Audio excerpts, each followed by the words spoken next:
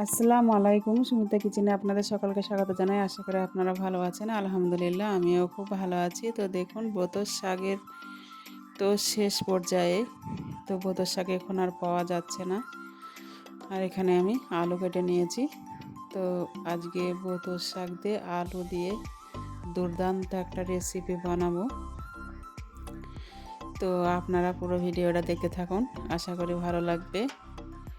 তো শীতের মৌসুমে বোতল শাক তো অনেকই খেলাম, তো এখন তো প্রায় শেষ। তো এই সময়তে লাস্ট এবছরের শেষ বোতল শাক খেয়ে নিচ্ছি। তো প্রথমে আমি ফোড়নে দিয়েছি 5 ফোড়ন, রসুন, কাঁচা লঙ্কা চিড়ে কিছুক্ষণ ভেজে নিয়েছি। তো এইভাবে কিছুক্ষণ ভেজে নেওয়ার পরে আমি আলুগুলো প্রথমে দিয়ে দেব। যেহেতু আলুগুলো একটু মোটা মোটা করে কেটেছি, শাকের হাড়ে আলুগুলো তো সিদ্ধ হবে না, ওই জন্য আমি আলুটা কিছুক্ষণ ভালো করে এঁচিয়ে নিয়েছি। দেখুন, তো লবণ দিয়ে দিচ্ছি আলুর উপরে। তো এখানে হলুদ গুঁড়ো দিয়ে আবারও কিছুক্ষণ নেড়ে নেব ভালো করে ঢাকা দিয়ে। এটা আমি কিছুক্ষণ পর পর ভালোভাবে ভেজে নিয়েছি। তো এখানে আমি সামান্য জল দিয়ে দিয়েছি, যেহেতু এটা আলু একটু মোটা মোটা করে কাটা রয়েছে। তো আলুটা আমাকে আগে একটু সিদ্ধ করে নিতে হবে।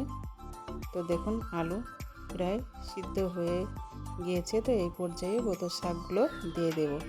তো আমি আগে কুচি কুচি করে রেখেছিলাম, তো এই শাকগুলো এই পর্যায়ে দিয়ে দেব।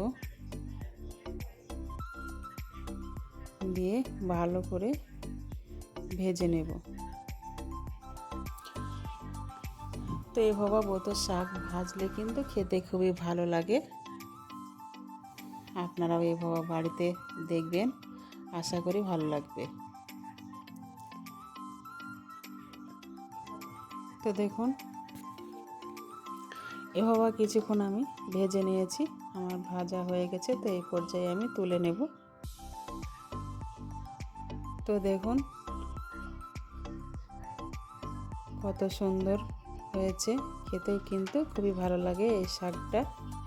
তো আপনারা অবশ্যই বাড়িতে বানিয়ে দেখবেন, আশা করি ভালো লাগবে। ভালো লাগলে লাইক, কমেন্ট, শেয়ার, সাবস্ক্রাইব করবেন। কালকে দেখা হবে আবারও নতুন কোনো ভিডিওর সঙ্গে। ততক্ষণ সুস্থ থাকুন, ভালো থাকুন। খোদা হাফেজ।